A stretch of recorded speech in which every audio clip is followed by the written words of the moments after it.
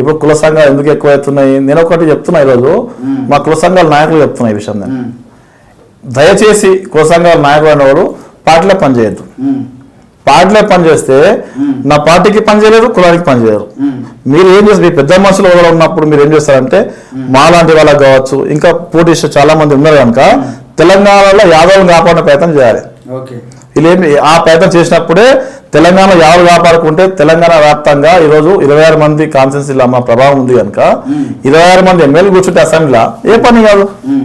అంటే పార్టీలో పనిచేసే కుల సంఘాలకు ఎందుకు నష్టమైందండి? నేనేమంటున్నా అంటే ఇప్పుడు మీరు ఒక పార్టీలో పనిచేస్తున్నారండి, ఆ పార్టీ పరంగా మీరు యాదవ్ టికెట్ ఇచ్చిన తర్వాత వేరే వేరే పార్టీ టికెట్ ఇస్తారా? యాదవ్లకు కానీ ఇంకా వేరే వేరే మీరు పార్టీకి సపోర్ట్ చేస్తారా, కులానికి సపోర్ట్ చేస్తారా? అది కన్ఫ్యూజన్ లో పడి నేను అడుగుతున్నా, మీరు ఏ దానికి సపోర్ట్ చేస్తారా? పార్టీకే చేస్తాం.